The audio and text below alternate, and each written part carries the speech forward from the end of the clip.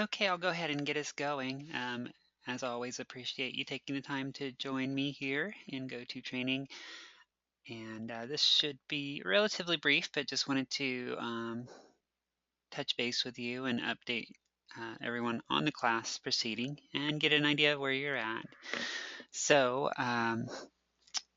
as far as the flow of the class, I am a little bit behind my usual schedule. I prefer to have the activities graded by now, and I haven't gotten to the exploring your professional interests assignment as yet, but I don't think that will interfere with us moving ahead, and I should have all that feedback to you by tomorrow.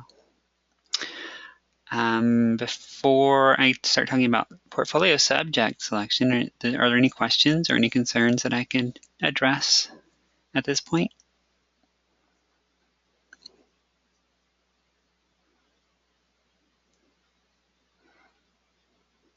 No? Okay, great. So your portfolio subject is really the important decision to make this month, because as I emphasized last week, it will influence your portfolio efforts moving forward. So it's important to give it some thought and come up with something that is interesting enough to give you plenty of material to work with, and something that you want to stick with as you move through the program, because it's many, many months to come. So you don't want to get too bored with it. And it is called the portfolio subject because it is the subject that your portfolio assignments will deal with. So, for example, you will be doing a style guide, a video project, a logo design, and a project of your choosing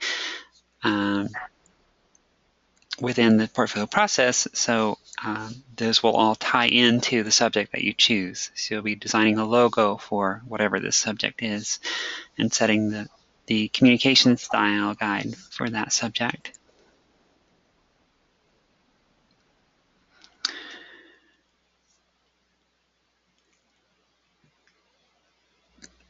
Some of the typical choices for portfolio subjects include a business of some sort. It could be a nonprofit organization or charity. So any kind of organization will work. I've seen a number of church organizations used. It could also be an event. So music festivals are popular, art festivals, observances, any kind of community events. And in the more abstract, it could be a social cause or a movement. Trying to think of examples. I haven't really seen that done yet, although I did see one focused on self-esteem, building self-esteem in women. But if you do an idea like that, like self-esteem, don't be too abstract with it. Try to make it an actual named movement that has its own identity, because just an abstract idea doesn't have enough of a personality to build a logo on or provide a style guide for example. Kevin, you're asking if you can use your own, and the answer is yes. If you have a business that you operate or one that you're planning to start, you can use that. If you have your own YouTube channel, that works well. Even your own personal identity as a professional, or if you're a performer or anything along those lines. And that was the other options listed here are public figures, which could be celebrities, political figures, singers. One student was using his cousin, who is an actress, as the portfolio subject. That creates a little bit of a challenge. I mean, with a musician, you can see it working because musicians and bands typically do have their own logos and brand identities, but an actor doesn't usually have a logo that goes along with them. So it takes a little bit more creativity and some flexibility in terms of how you approach the assignments. And then media outlets, so TV networks, magazines, YouTube channels, websites, could even be blogs, any kind of electronic media. Here's the one requirement. Well, there's a few requirements, but the major requirement for your portfolio subject is that it can't be too well known.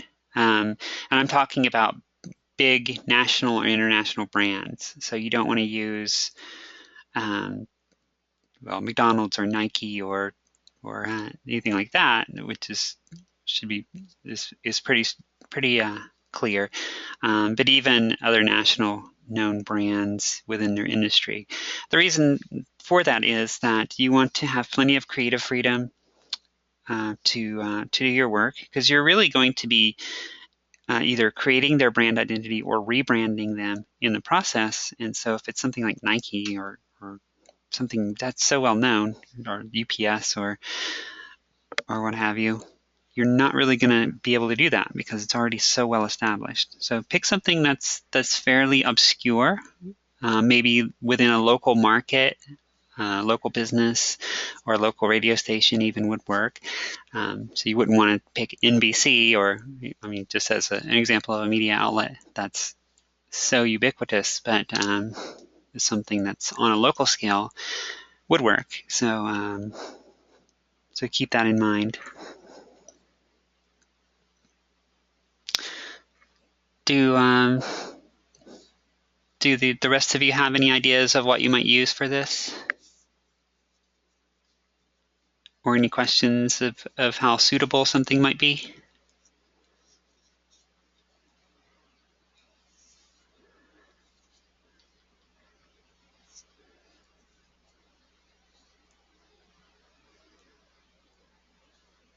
Roberto, you said a business, is that your own business?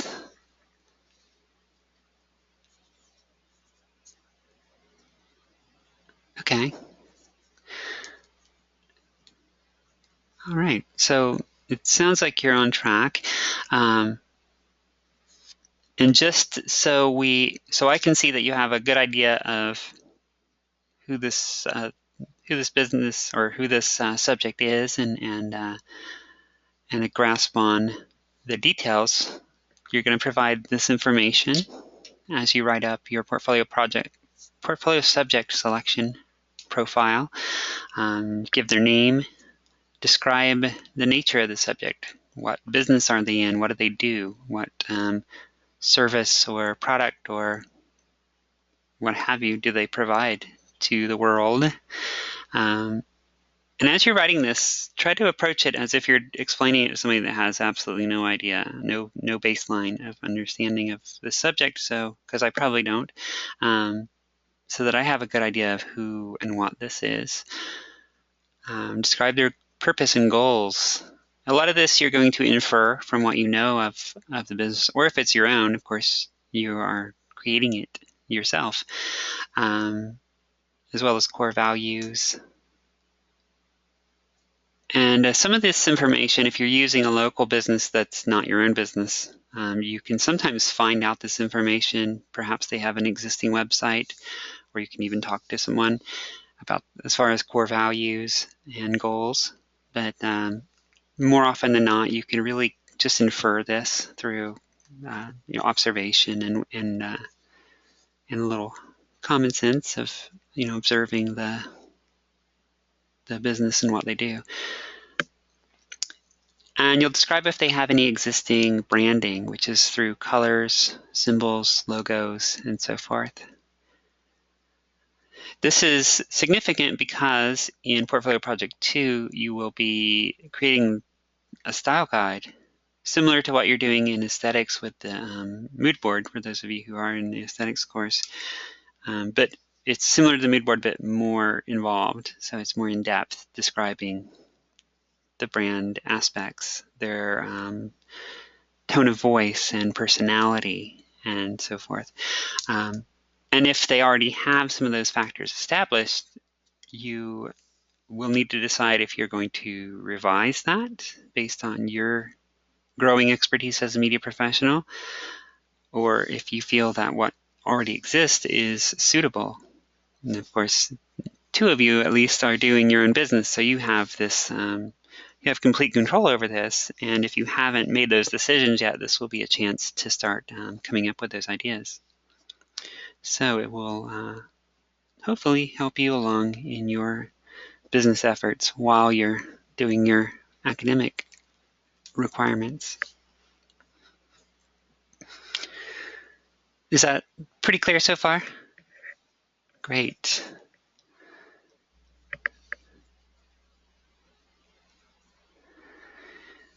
And I kind of already touched on all of this with just a breakdown of the projects per class. And Portfolio 4 says to be determined here, but it actually is open-ended. So you get to pick a media project of your choice.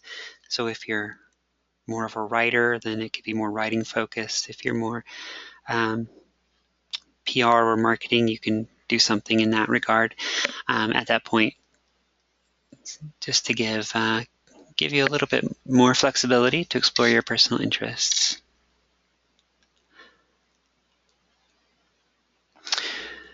I'm trying to think if there's anything I haven't touched on as far as the portfolio subject goes.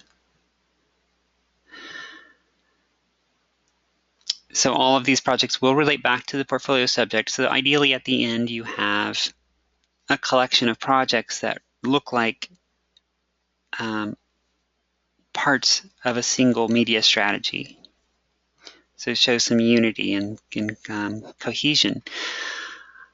And you'll provide that through a public-facing portfolio website that you will create. Actually, that will be created as part of your web design course later in the program.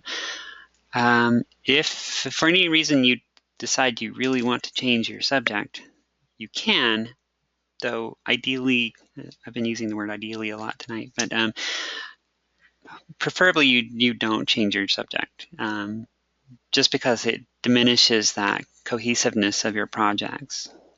And some of these we revisit. For example, the brand style guide, when you get down to portfolio 3, you'll be adding to that because you'll have taken graphic design by that point and can create the logo that you'll then put into the style guide. So if you've changed your subject between then, there'll be the disconnect. So try to pick something you definitely want to stick with. I think with your own businesses, that should be okay. There's one more point I wanted to make, and it's escaping me right now.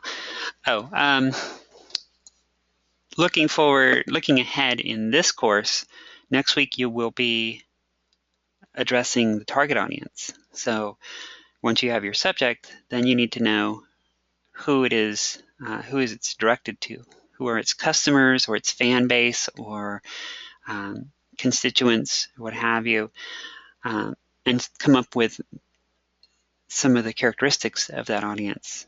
And this is very important, and Heriberto, you're probably familiar with this from an instructional design standpoint. You need to know who you're talking to in order to decide how you talk to them, because different people respond to different tone of voice, different complexity of language, different, or even language itself, if it's, depending on the geography and the culture that you're addressing. Different interests, different levels of education, all these things can play a factor in how you craft your message.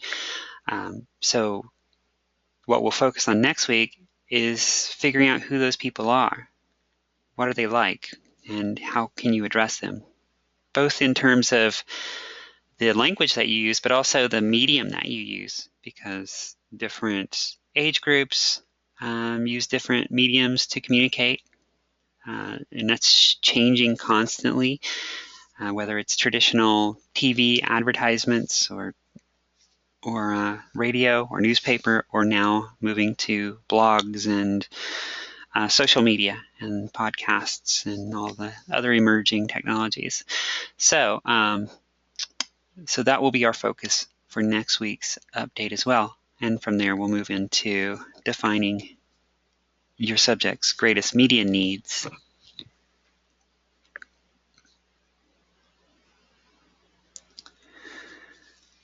So very briefly, I suppose that is where we're at, is Does everybody feel like they're pretty on track with this? Great.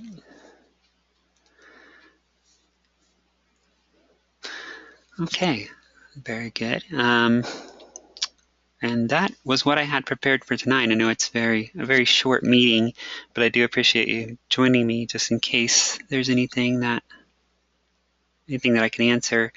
Since I think all of you are also in aesthetics, I can also tell you that I have posted the feedback for the week 1 projects at this point. So you can take a look at those as well. I don't usually like to cross the lines as far as the 2 classes, but or blur the lines, but just a heads up. Anyway, if you guys are all set, I'm happy to let you go and get on with your evening. But again, thank you for joining me for this quick update.